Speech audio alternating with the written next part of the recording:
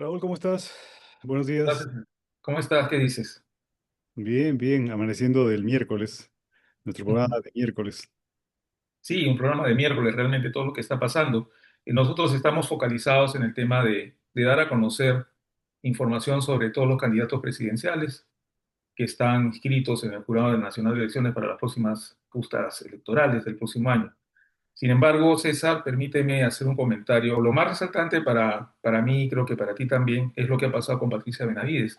La Junta Nacional de Justicia ha suspendido la destitución que fue otorgada por una decisión prácticamente unánime de la Junta Nacional de Justicia anterior. Eh, Se le suspendió primero y después se le sancionó con los plazos de ley que esos procesos requieren. Bueno, se le ha anulado esa decisión de la Junta Nacional de Justicia anterior y se está exigiendo que sea repuesta como fiscal de la Nación. No habla sobre que sea repuesta como fiscal suprema, que ha pasado, por ejemplo, con Tomás Aladino Gálvez, que se ha repuesto como fiscal supremo. Con Patricia de Benavides el hecho es de un carácter distinto, porque están pidiendo que sea repuesta como fiscal de la Nación. Dicho sea de paso, también están reponiendo a su hermana, Ujú. a esta jueza que está investigada por recibir coimas por narcotraficantes a cambio de disminuir sentencias o liberarlos. Hay algunos juristas que han opinado al respecto, que más allá de lo que esto puede generar indignación, jurídicamente es un acto nulo, porque primero, en opinión de ellos, la Junta Nacional de Justicia la suspendió como fiscal suprema. Y obviamente, como consecuencia de eso, el cargo como fiscal de la Nación tenía que ser asumido otra persona, porque ella ya no podía ser fiscal de la Nación, porque para eso es indispensable ser fiscal suprema. Y, y lo que ha hecho la Junta Nacional de Justicia ahora es eh, anular esa resolución y reponerla no como fiscal suprema, sino como fiscal de la Nación. Entonces, eso para algunos juristas es un acto jurídico nulo. Y por otro lado, la Constitución es bien clara, que es la Junta de Fiscales Supremos quienes designan al fiscal de la Nación. Y eso se hace a través de una junta de fiscales, como repito, ¿no? La fiscal actual, Delia Espinosa, ha hecho un video que ha sido difundido a través del diario La República. Probablemente otros diarios también estén repitiendo este discurso que dura aproximadamente 5 o 7 minutos, donde ella manifiesta que no va a renunciar al cargo y está pidiendo que los fiscales supremos la apoyen, cosa que yo creo que así va a ser, y los fiscales superiores, provinciales, etcétera, todo el cuerpo de fiscales de la nación, en los cargos de todos los niveles que tienen, está pidiendo que se manifiesten y que apoyen esta decisión que está tomando de Espinosa. Y habla con palabras mayores, como estábamos comentando hace un momento, César, de que si esto se ejecuta, eso sería un golpe de Estado. Que para nosotros probablemente el golpe de Estado es ver tanques y violencia y qué sé yo, que saquen al presidente y pongan otro. Eso es lo que nosotros estamos acostumbrados a ver en, en los golpes de Estado tradicionales, por llamarlo de alguna manera. Pero existen golpes de Estado, pues, en los cuales el Estado de Derecho y las leyes son pisoteadas. Y en la Constitución, en el artículo 47, si no me equivoco, o 147, ya no recuerdo muy bien el número, habla sobre la insurgencia, sobre gobiernos y autoridades que desconocen el Estado de Derecho y Ujú. usurpan funciones. Y eso es lo que está haciendo la Junta Nacional de Justicia. Entonces, en cierto modo, es entendible lo que manifiesta la doctora Delia Espinosa. ¿Qué puede pasar? Es muy complicado. En el video se ve un apoyo multitudinario. Hay un paneo de la cámara, todo el pasadizo donde la doctora Espinosa está haciendo su discurso, Ujú. con un apoyo unánime, digamos, de todos los integrantes del edificio de la Fiscalía de la Nación. No sé si es al 100%, no sé cuántos habrán en esos momentos trabajando, pero sí se nota que hay un apoyo muy fuerte de tipo corporativo a favor de la doctora Espinosa. Comentan también en otras fuentes de que Patricia Benavides entró con un grupo de gente por la puerta falsa del edificio de la Fiscalía de la Nación y subió hasta el noveno piso donde están las oficinas del fiscal de la Nación o de la fiscal de la Nación en este caso, con su medalla. y le dijeron que eso era ilegal, que estaba usando o portando un símbolo que solo le pertenece a la fiscal de la nación y que ella en esos momentos no era fiscal de la nación. Y se la retiró y se quedó ahí desde las 8 de la mañana hasta las 3 de la tarde. Ah, ¿qué cosa va a pasar?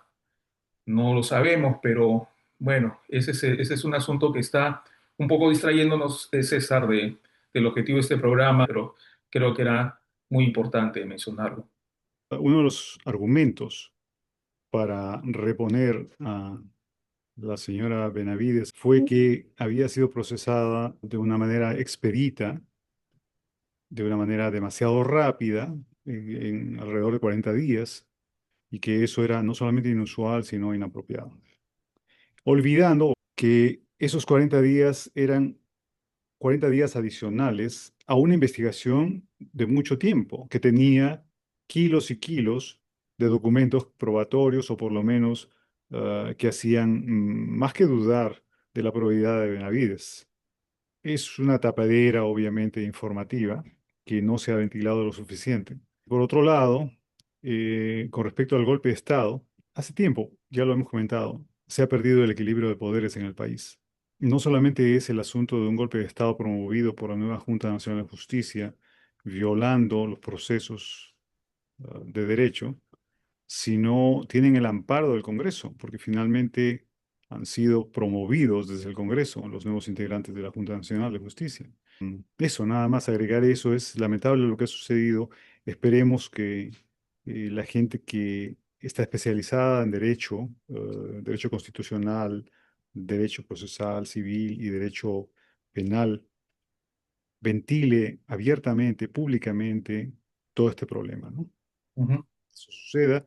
Y también que suceda que las personas no se queden en silencio, que nuestra población por fin se sacuda un poco de toda esta inercia que nos está llevando al abismo.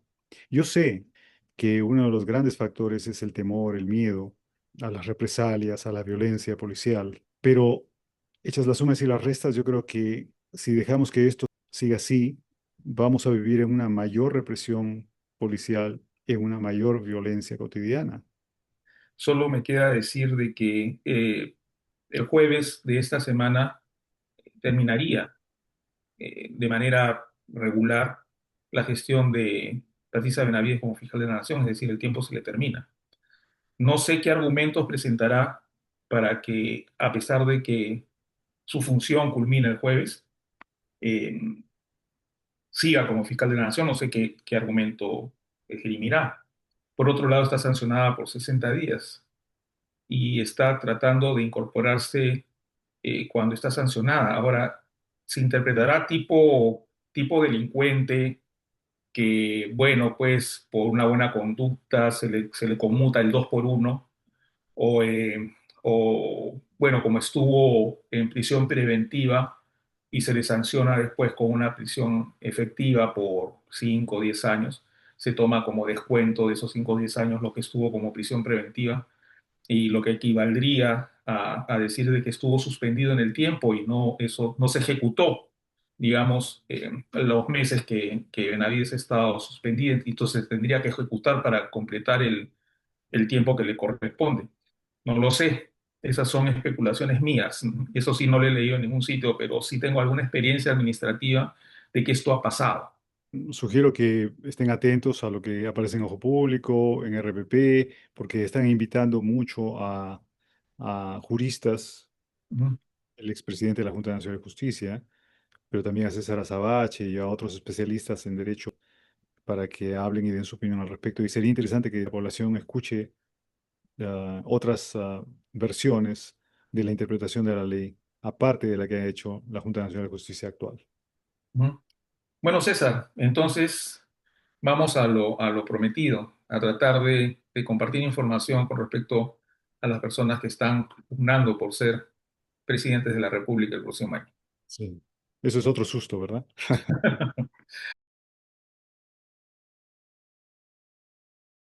Eh, ¿Tienes a tu candidato acá? No sé si lo estás viendo ya. Claro que sí. Bueno, tenemos Avanza País o retrocede País o no sé, bueno, se han puesto a Avanza País. Está llevando como candidato a Philip Butters, o sea, Felipe de Mantequillas. El trujillano, administrador de empresas, exalumno de IPAE, el fundador de PBO, que finalmente es Philip Butters, ¿no? Su otro apellido, radio. Es comentarista deportivo, columnista y es conductor de Camp Butters del 2017 al 2024, emitido en la inigualable Vilax o Willax TV. Esa es su presentación básica. Ahora tenemos algunas cosas notorias de él, ¿no? Por ejemplo, en el 2009 calificó de irresponsable a Gisela Valcárcel por haber permitido que algunas reclusas del penal de Santa Mónica se presentasen en su programa de televisión. Esto me pareció muy interesante de poner porque dio a entender que resultaba no solamente peligroso, sino además un mal ejemplo para todo el mundo que aparecieran reclusas en un programa de variedades en televisión. Lo que se olvidó de mencionar fue que esas reclusas primero no eran de alta peligrosidad ni nada por el estilo, habían cometido delitos menores, eh, y que habían sido seleccionadas previamente no por los productores del programa de Valcárcel, sino por los encargados de la penitenciaría Santa Mónica.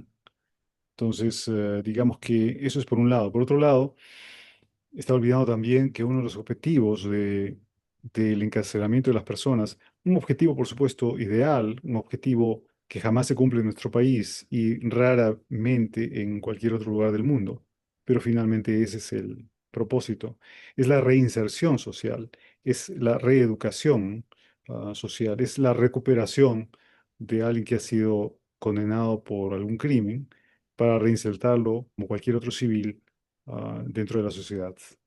Olvidando eso, teniendo solo la idea de la condena y el escarnio, es que Butters calificó esto de irresponsable, ¿no? En el 2015 exigió la renuncia del director del comercio, Bergemeyer, por haber decidido prescindir de las colaboraciones de opinión del cardenal Cipriani, porque este, Cipriani, había tomado párrafos completos de textos escritos por el Papa Benedicto XVI, o sea, por Ratzinger, sin mencionarlo, ¿no?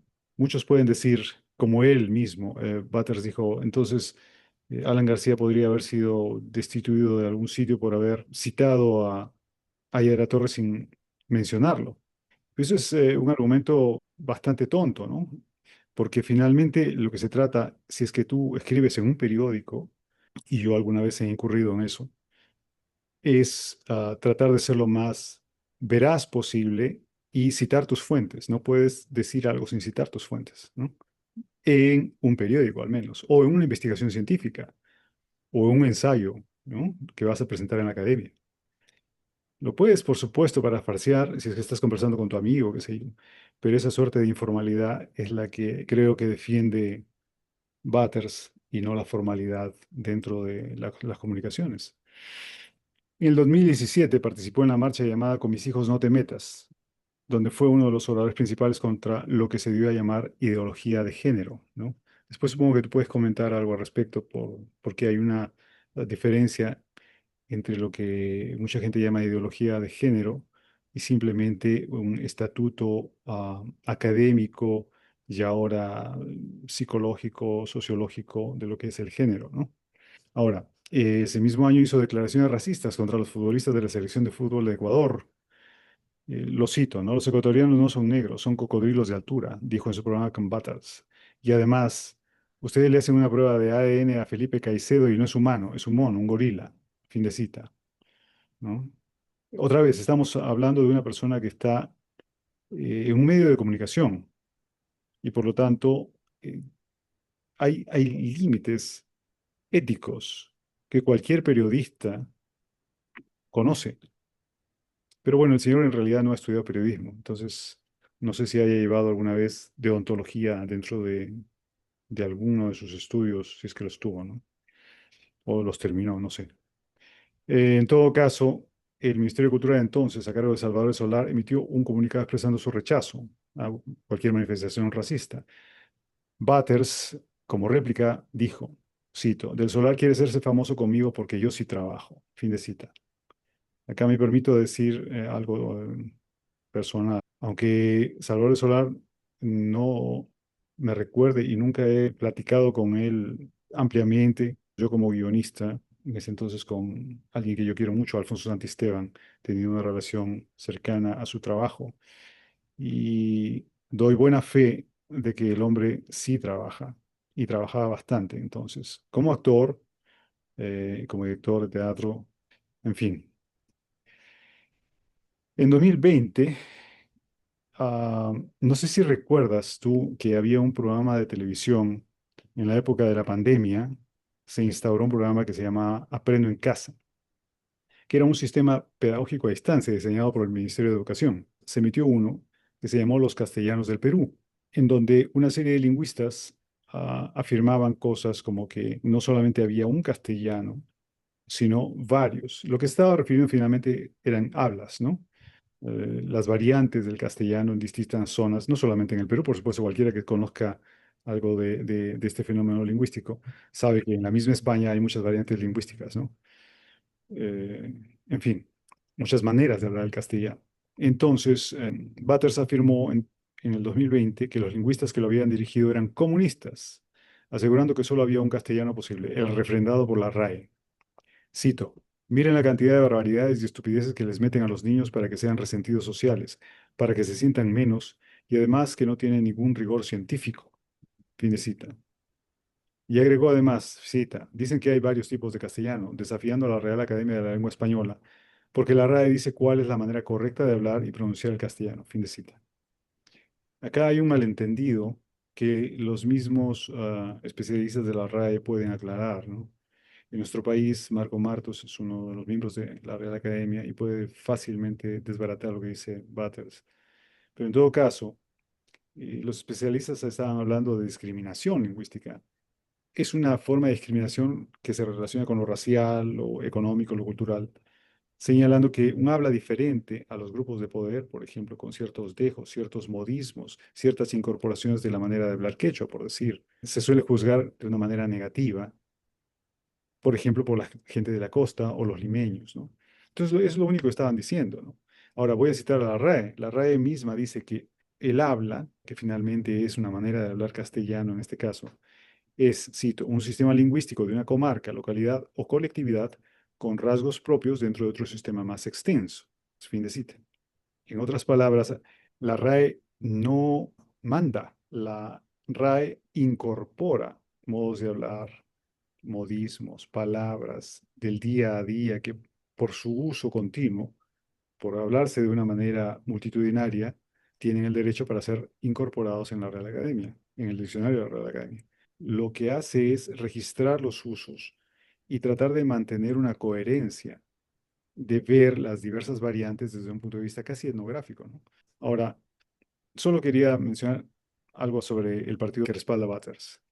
Es curioso porque Butters defiende algo que podría ser llamado una derecha extrema por su posición a muchas cosas, ¿no? Es homofóbica, es clasista, discriminatoria, etcétera. No toda la derecha es así, por supuesto. Hay derecha liberal, inteligente, con la cual se puede dialogar, que es la idea, ¿no? Igual que hay izquierda liberal, inteligente, con la cual se puede dialogar.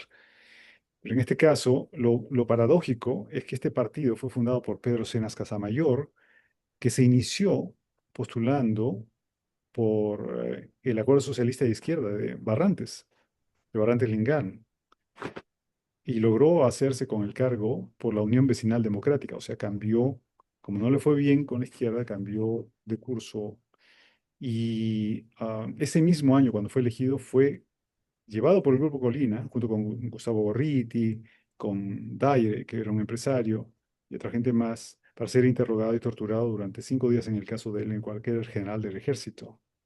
Luego lo liberaron por la presión mediática que hicieron tanto Barrantes como Gustavo Mome, ¿no? De la República. Ahora, años después, ya en el 2005, funda Avanza País. Lo funda con principios de izquierda, pero va lentamente girando de ideología porque en el 2010 se alía con el Partido Evangélico Restauración Nacional.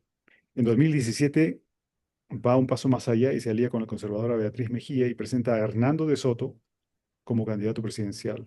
Es interesante cómo este partido ah, empieza siendo de izquierda y termina siendo de derecha, un solo partido, ¿no?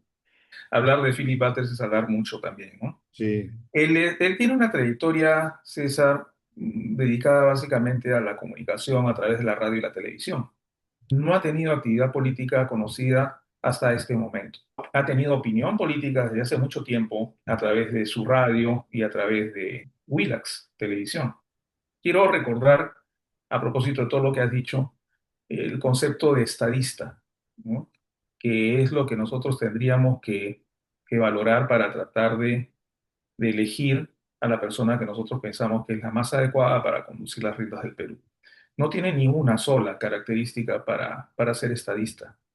Lo que pasa que engancha con la población porque, por ejemplo, fue comentarista deportivo de esos malcriados, irreverentes, groseros, vulgares, que a mucha población le parece bien, ¿no? O sea, le llama la atención. Nosotros nomás viendo el rating que tuvo alguna vez Magali Medina en sus programas, en los cuales hacía escarnio de la gente, y tuvo tanta popularidad. Lamentablemente, ese tipo de personajes enganchan mucho con la población. Sí, es una persona homofóbica y en alguna encuesta alguna vez se ha mostrado cuál es la perspectiva en general de la sociedad peruana con respecto, por ejemplo, al matrimonio igualitario, con respecto a los grupos LGTB, etcétera. Y en su mayoría la población, la sociedad peruana es también ultraconservadora, o conservadora al menos. El tema de, por ejemplo, la identidad de género, que es un asunto que la población conservadora no acepta. Por ejemplo, hay el sexo masculino es XY y el sexo femenino es XX, pero también, señores, hay X0, hay XXI, hay XII y hay otros tipos de manifestaciones genéticas que hacen que la conducta de las personas tengan diferente manifestación a la que clásicamente nosotros como sociedad aceptamos. Entonces, sí, pues existen homosexuales, existen bisexuales, existen travestis, existen transgéneros, existen una serie de manifestaciones que están relacionadas a la identidad de género. Ahora, incluso se habla de no binarios, el tema es muy interesante realmente, y merecería quizás en algún momento, cuando terminemos todo este tema político en realidad que estamos desarrollando, podríamos conversarlo. este, ah, Estar a favor de este colectivo, con mis hijos no te metas, lo define de cuerpo entero, como lo define de cuerpo entero. creo Es que, más, muchos de sus miembros han sido denunciados por haber violado a sus propios hijos dentro de ese grupo. Imagínate, pues, entonces, yo creo que están confundiendo los estudios de identidad de género con lo que es ideología de género. Es verdad que en términos generales, en términos muy generales, la población LGTB y todo lo demás constituye una porción importante, pero de todas maneras minoritaria dentro del mundo global. Pero precisamente eso no significa que merezca ser discriminada, ¿no? Eso son cosas completamente diferentes. Es igual que el racismo. Uno puede estar con los etnólogos de acuerdo o en desacuerdo con la palabra raza, por ejemplo, ¿no? Muchos etnólogos la objetan, pero aun cuando se use, no significa que el tener un concepto de raza o de que existan las razas justifica el racismo. Se requiere inteligencia para poder detenerse un momento y pensar, ¿no? Y decir, ok, ¿cuál es este argumento? ¿Qué me están diciendo? ¿Cómo me puedo informar más al respecto? Es muy difícil, ¿no? Como por ejemplo, todo el mundo acepta que el velo con que cubren las mujeres su rostro, es una imposición musulmana o islámica, cuando realmente es una imposición que está en la Biblia. Fue San Pablo quien prescribió en su primera epístola a los Corintios. Dice, cito, la mujer que ora o profetiza con la cabeza descubierta deshonra su cabeza. Fin de cita. Tertuliano, mucho tiempo después, extendió la prescripción en su obra de culto feminarum. Cito, debéis gustar tan solo a vuestros maridos, Dios ordena que os cubráis con el velo a fin de que, según creo, no se vean las cabezas de algunas. Fin de cita. Ahora, la Sura 24 del Corán, que normalmente se invoca para implicar también a Mahoma, dice, cito, y di a las creyentes que bajen la vista con recato, que sean castas y no muestren más adorno que los que están a la vista, que cubran su escote con el velo. Escote.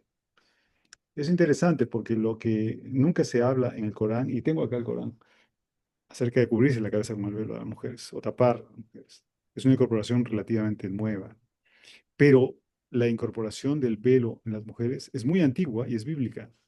Ujú. Entonces, como ven, nos marea la perdiz constantemente y creemos las cosas de una manera tan sencilla y tan fácil, sin cotejar los datos.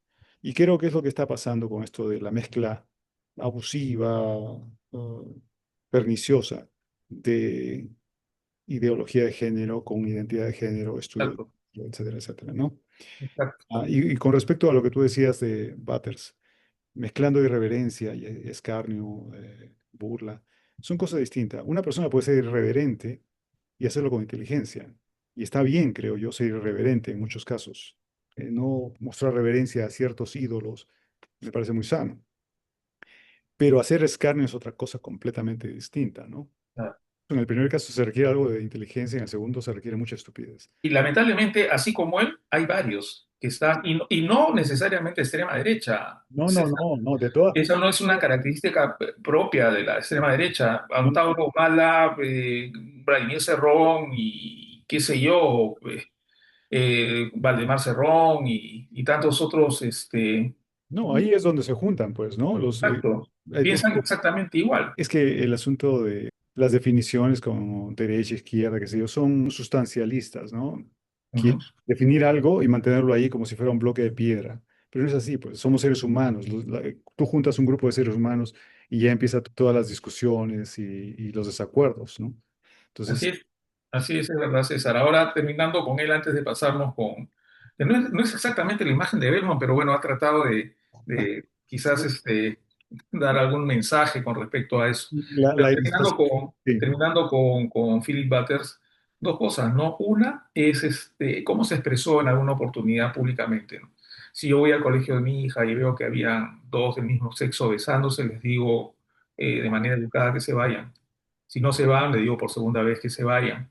Y si a la tercera no se van, los agarro a patadas. Yo digo, si hay un hombre y una mujer besándose, ¿le diría lo mismo? ¿Le diría lo mismo? ¿Qué ¿Sabes qué? diferencia hay, no? ¿Qué diferencia hay? No, es que Dios hizo al hombre y a la mujer y que eso es una aberración bueno, ya pensar de esa manera es entrar en un terreno que probablemente cause alguna controversia o algún rechazo en algunas personas que nos puedan estar viendo. No, pero fíjate al respecto. La gente conservadora, sea de derecha, izquierda, centro, al margen o como tú quieras, va por todo, ¿ah? Va Ujú, por todo. Eh, en realidad, yo recuerdo alguna vez, ah, castamente casi, ¿no? En la avenida Arequipa, haber estado besándome con mi entonces enamorada y pasan en el microbús insultando, insinuando cosas, diciendo llévate a un hotel, qué sé yo. Ya de por sí, lo que no acepta la gente a veces son manifestaciones naturales de amor, de cariño. Mira, nadie pasa gritándole, oye, déjense de eso, si es que ven a dos tipos peleándose. sí, pues. Ves a una pareja incluso, sea cual sea su sexo, expresando su cariño, su amor, qué sé yo, empiezan a fastidiar. Esa forma de ver el mundo, de pensar el mundo, implica mucha inhibición, muchos problemas no resueltos en nuestra sociedad, ¿no? Ujú, Y pasando a este otro problema no resuelto en nuestra sociedad, la ilustración es de Giovanni Tazza. Por supuesto, ha tratado de poner a Belmont como un nuevo Trump, o por lo menos como una figura que trata de emular a Trump, ¿no? También es, en ese sentido, es un hermanón de Butters. ujú, Mira, él nació en 1945 en Lima, el limeño. Se define como empresario, periodista, locutor. Fue dos veces alcalde de Lima, del 90 al 92, del 93 al 95.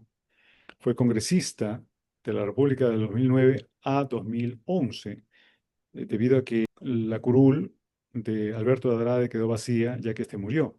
Ahora, postuló a la presidencia en el 1995, otra vez en el 2016, a la primera vicepresidencia por el Frente Independiente Moralizador, al Congreso en 2006, otra vez a la alcaldía en 2018, todo esto sin éxito. Y fue durante 3 días asesor presidencial de Pedro Castillo. Es una trayectoria interesante, ¿no? Ujú. ¿Qué particularidades podemos mencionar de él? En el 2018, durante la campaña para la alcaldía de Lima, realizó un discurso con frases xenófobas contra los inmigrantes en general y los venezolanos en particular, ¿no? También declaró que la migración venezolana era parte de un plan orquestado por el APRA con el fin de desestabilizar al país. Sugirió o afirmó que existía una conspiración para darle el voto a los venezolanos en las elecciones de ese año, ¿no?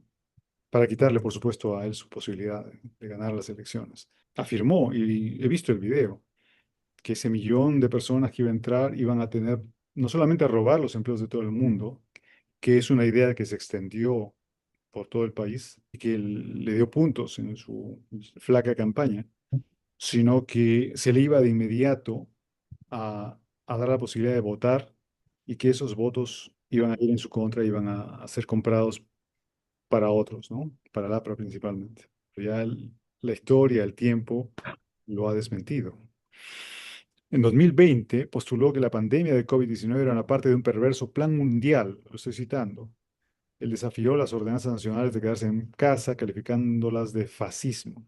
Dijo, cito, la pandemia de SARS-CoV-2 se trata de un proyecto para acabar con la vida de las personas que no tienen derechos. Fin de cita.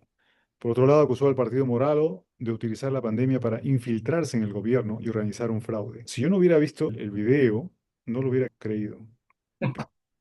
Pero es lo que dice, ¿no? Según Belmont, la elección de Francisco Sagasti como presidente interino representaba el ascenso del poder gay, cuyo principal objetivo era la destrucción de la familia, del núcleo familiar. ¿Te acuerdas de RBC, su canal, Claro. que se hizo con el accionariado colectivo, ¿no? Él hizo una campaña para recabar fondos para poder comprar el canal y luego que sea el canal del pueblo, etcétera. 30 y tantos años después, aún esos accionistas no habían recibido ninguna retribución por sus inversiones y estaban en juicio, ¿no? Otra vez voy a mencionar algo personal. Trabajé una vez siendo guionista de un programa, de una serie que se llamó Gente como Uno, que fue muy interesante porque a los guionistas nos hizo conocer muchas situaciones de prostitución, de asistencia médica en los conos, etcétera, etcétera. Las instalaciones que nos dieron para trabajar en RBC eran paupérrimas y era un edificio casi muerto, donde solamente algunos espacios que eran alquilados para hacer la edición del programa podían ser utilizados. Sí me pareció muy interesante ir al canal porque era como entrar en una zona fantasma. Pero bueno, Sí, él, a diferencia de Butters, tiene trayectoria pública, sí. ¿no? Además de su trabajo en el canal de televisión que él dirigía y que fue también el anfitrión de tantas teletones que hemos tenido en el país, eh, ha tenido pues actividad pública como alcalde de Lima 2 veces, como bien has dicho, y como congresista accesitario. En cuanto a su labor como alcalde de Lima, hay obras que impactaron mucho en la población y que le permitieron ser reelecto. Hay dos que son emblemáticas desde mi punto de vista. Uno es el Trébol de Javier Prado y el otro es el Puente Nuevo, que está en la vía de Ayuntamiento. Ujú.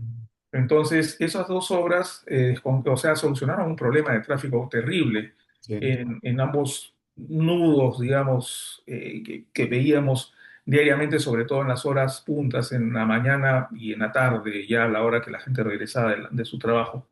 Sin embargo, ambas obras, para proyectarse en el tiempo, no han sido lo suficientemente efectivas. He trabajado en algunos sitios y regresaba a mi casa en transporte público o incluso en mi auto por vía de evitamiento y después entraba a Javier Prado y el tráfico era insoportable, insoportable. Igual pasaba en Puente Nuevo. Entonces, lamentablemente, la proyección en el tiempo no fue la más adecuada. Pero, sin embargo, en su momento sí solucionó un problema coyuntural de la época. El accionariado difundido es una estafa, pues, ¿no? pudo conmover a la gente para que se sintiera parte de un negocio que iba a ser muy productivo y que finalmente lo único que hizo fue que la gente gastara dinero sin ver absolutamente nada de lo que se les prometió. Entonces, es homofóbico exactamente igual que Batters, es xenófobo exactamente igual que Batters. ¿Qué más podríamos decir? ¿Reúne algún perfil para encajar en el término de estadista?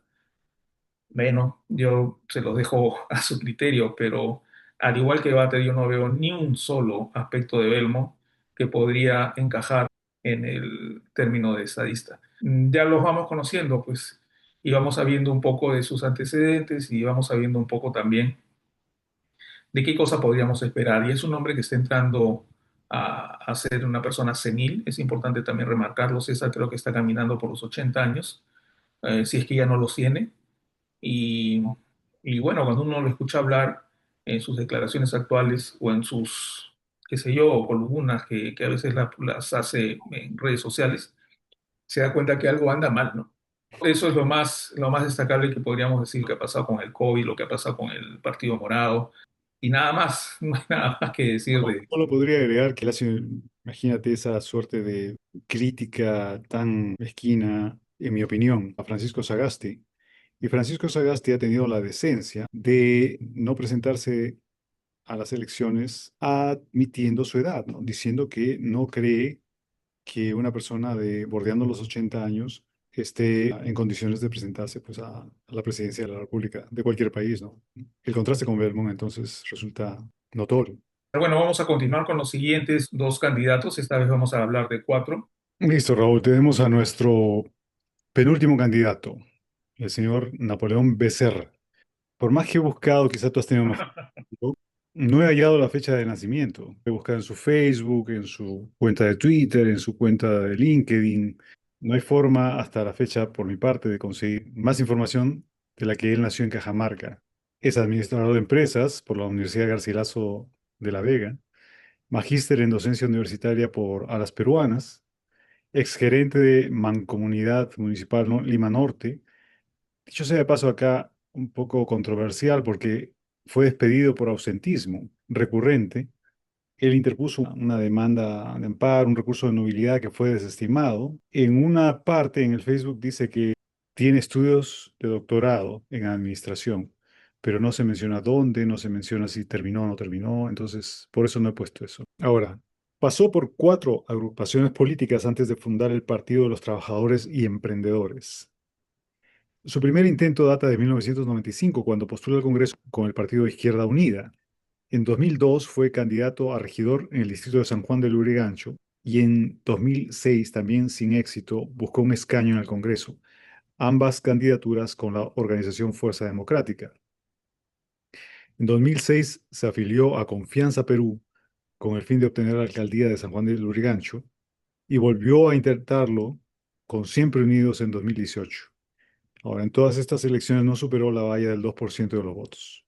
Él se define como de izquierda mariateguista, que incluye la negociación con inversiones capitalistas dentro de un marco de administración desde el Estado, ¿no? Es muy vago al respecto.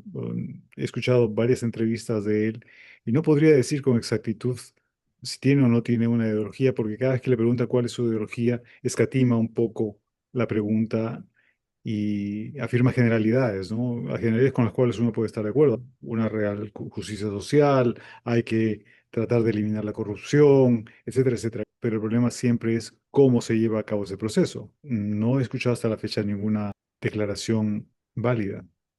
Ujú. Ahora, en febrero, el personero legal del partido José Boza afirmó que el hermano de Napoleón Becerra y otros familiares suyos robaron violentamente muchas hojas de nuevos afiliados.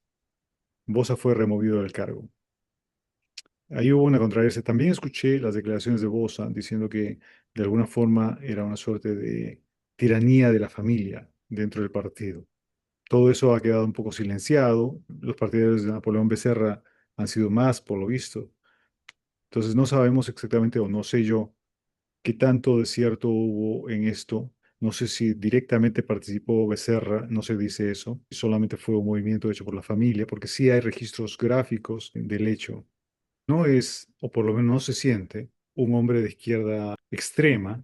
No creo que sea ni siquiera de lejos un mala ni nada por el estilo. Más bien alguien bastante tibio en ese sentido y no creo que tenga ninguna ideología fuerte, ¿no? No sé qué has podido averiguar tú al respecto. Sí, como tú has mencionado al inicio, me sonrío un poco porque me ha pasado algo parecido. Tú hablabas que no has podido encontrar información de su nacimiento, qué sé yo. Bueno, yo no he encontrado mucha información en general de él, ¿no? No hay muchas fuentes a las cuales podamos acudir para conocer un poco de él, y las pocas fuentes a las cuales podemos acudir no son muy demostrativas de algo que podríamos comentar al respecto, excepto esto, César, que te lo compartí la vez pasada con respecto a una expresión. Estamos extendiendo nuestra llamada hacia los sectores llamados dirigenciales, hacia los colegios profesionales de características progresistas, hacia las personas que quieran estar en las ideas que tenemos. Este país no lo va a sacar adelante una ideología. Tenemos que congregarnos. Entonces, es como que Acuña dijo que lo más importante de la vida es la vida, ¿no? Algo así. Entonces, la verdad que no entiendo qué cosa quiso decir con eso. Eh, y también he escuchado algunas entrevistas de él, y cuando le preguntan específicamente de algo, por ejemplo, cuando le preguntaron en una entrevista una periodista ecuatoriana, ¿qué puede hacer si usted es presidente con respecto a los vínculos, a los tratados de libre comercio que tiene Perú con Ecuador? Entonces habló de todo menos de eso, que Atahualpa era de Quito, que hay vínculos ancestrales entre el Perú y Ecuador, y bla, bla, bla, bla, No bla. sé cómo le irá, ¿no? Porque está empezando todo. Ujú, Quizá más adelante él se exponga aún más y o se sepulta él solo o, bueno, en algún momento da el salto inesperado. No podemos ser en ningún momento, en realidad, pitonizos para averiguar qué sucederá. Pero es lo que tenemos, ¿no? ujú, Lo que sí quiero agregar es que me disculpen si, en mi caso al menos, a la hora de exponer, me permito no ser objetivo en algunas ocasiones. Pero es que los colombianos tienen una expresión. Dicen, a papaya puesta, papaya partida. A veces los candidatos, por ejemplo, Batters o Belmont, han dicho cada cosa que jalan la lengua, ¿no? Ya uno no puede evitar, en mi caso al menos, no puedo evitar comentar desde mi punto de vista lo que ha sucedido. No soy periodista, ¿no? Es mi única excusa. Tratamos, por supuesto, de ser objetivos en la medida de lo posible. Lo que hemos presentado y estamos presentando acá son hechos, ¿no? Son ujú, cosas que hemos hallado y que hemos tratado de confirmar una y otra vez. Pero a partir de esos hechos nos permitimos comentar. Vamos a ir al último, que es el candidato del Partido del Buen Gobierno, Jorge Nieto. Él nació en Arequipa en 1951. Es sociólogo por la Pontificia Universidad Católica, magíster en ciencia política en la Facultad Latinoamericana de Ciencias Sociales, doctor en ciencias sociales por el Colegio de México. De julio a diciembre de 2016 fue ministro de Cultura. Desde aquella última fecha hasta 2018 fue ministro de Defensa. Surge políticamente en la izquierda. De 1970 al 80 militó en partidos de izquierda, todos miembros de la Unidad Democrática Popular. En las elecciones generales de 1980 postuló a la Cámara de Diputados por ese partido. Sin embargo, renunció a la candidatura antes de que se consumara el proceso, protestando por la división de los partidos de izquierda. No sé si recordarás la época, ¿no? Todos los partidos de izquierda se atomizaron. Tuvieron un momento, bueno, fue en Izquierda Unida, dicho sea de paso, así es. tuvieron su buena oportunidad, pero las rencillas interiores terminaron acabando finalmente con esa posibilidad. En 1997 organizó la Cumbre Regional para Principios Democráticos en Brasilia, donde presentó un informe interesante que lo he leído, que se llama Gobernar la Globalización, en donde propone medidas de control para proteger a los gobiernos de cierto impacto de intervención de las grandes corporaciones. Es una manera de establecer un marco de negociación entre corporaciones internacionales y los gobiernos y las regiones. Fue director de la Unidad para la Cultura Democrática y la Gobernabilidad en UNESCO y su representante en México de 2000 a 2001.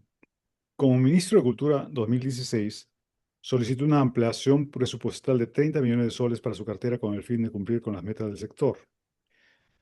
Su paso por la cartera del Ministerio de Cultura fue muy breve, entonces no le dio oportunidad de hacer ningún tipo de inversión en realidad.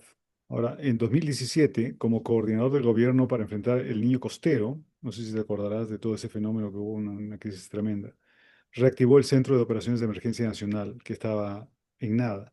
Y en el curso de las acciones elevó la credibilidad de las Fuerzas Armadas, que llegó a tener entonces un 94% de aprobación. Nunca antes lo había tenido, nunca después lo ha tenido. Durante su gestión, la Agencia de Compras de las Fuerzas Armadas fue calificada con el ISO 9001, lo que garantizaba la calidad y la probabilidad de las compras hechas por las Fuerzas Armadas. 2018 renuncia al Ministerio de Defensa por considerar inapropiado el indulto concedido a Fujimori por el presidente Kuczynski. Y en 2019 funda este partido, el Partido del Buen Gobierno, cuyo primer comité provincial se creó en Lucanas, en Ayacucho. No sé qué opinas de Nieto. Lo que podría comentar que es una persona que tiene una trayectoria pública en los cargos que ha ejercido, de notoriedad más resaltante en el gobierno de Pedro Pablo Kuczynski. De él no se podría decir nada controversial.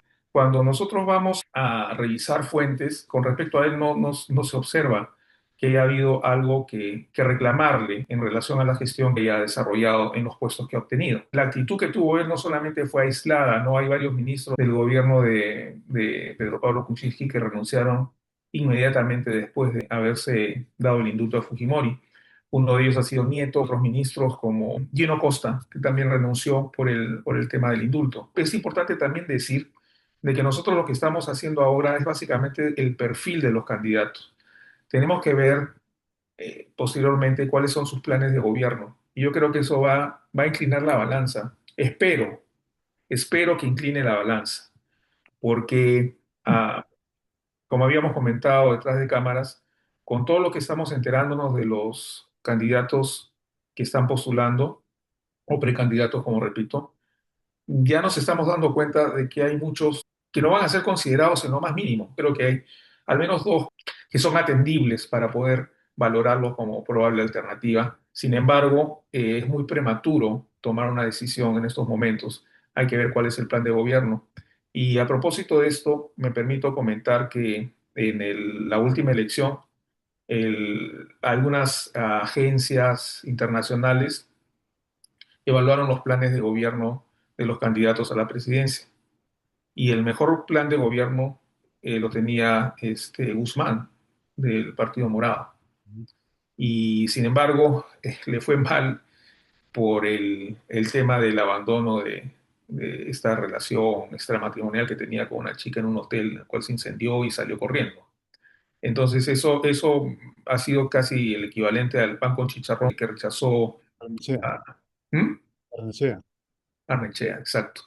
Entonces esos detalles les fue muy mal a ellos, ¿no? Bueno, espero de que ahora se pueda hacer algo más maduro en relación a, primero, el perfil de la persona que va a postular y luego el plan de gobierno y podamos hacer una mejor decisión, tomar una mejor decisión, ¿no, César? Creo que el gran problema es la administración de la verdad en los políticos. En Ujú, nuestros políticos es como si fueran gatos que le tuvieran miedo al agua, ¿no? La verdad es algo que les asusta, que les irrita, le tienen alergia. ujú. Saben a veces qué hacer con ella. Así es. Bueno, César, creo que mi comentario final sería un poco jugar en el escenario de ponernos en el año 2021 con la pregunta, ¿y qué hubiera pasado si, por ejemplo, si hubieran entrado en segunda vuelta eh, el mismo Guzmán o qué sé yo, algún otro candidato como eh, el de Puno, el que era de Acción Popular? Que bueno, que lamentablemente él arrastró una serie de personajes al Congreso totalmente nefastos, ¿no? Los niños, o la misma Mari Carmen Alba, en fin. Pero ¿qué hubiera pasado si ellos dos hubieran sido los que hubieran pasado en segunda vuelta? El Perú sería distinto, eso te lo aseguro. el Perú sería distinto. ¿Por qué? Porque primero, para que Guzmán hubiera pasado en segunda vuelta, el Partido Morado hubiera tenido más representantes en el Congreso y la distribución congresal hubiera sido distinta y no hubieran habido tantos congresistas de Perú Libre y no hubieran habido tantos congresistas de Fuerza Popular. Entonces, no solamente es pensar en los candidatos que pasaban, sino en cómo se hubiera conformado el Congreso. El Congreso hubiera sido completamente distinto Ujú. y no estuviéramos viviendo en lo que estamos viviendo ahora, en que prácticamente en un momento dado el pago del cupo por extorsión va a ser parte de la canasta familiar. Eso va, en un extremo va a poder suceder. ¿No? Tenemos que pagar para no morirnos o para que no nos maten a nuestros seres queridos. En fin, entonces yo los invito a pensar eso, ¿no? De que la calificación no sea por tonteras como fue la de Barnechea, que no quiso morder, así este es un pituco del demonio, que no quiso morder el pan con chicharrón que tan gentilmente le ofreció una humilde persona. Ok, eso estuvo mal, ¿no? Y no es algo que pueda ser, digamos, realzado, ni mucho menos. Pero eso fue la condición para que este señor no sea aceptado como alternativa para el país porque no mordió un pan con chicharrón. O el mismo Guzmán se fue como un maricón, digamos, no se fue como un maricón, eso es un maricón. Si este maricón no puede manejar esas circunstancias, imagínense que fuera del Perú.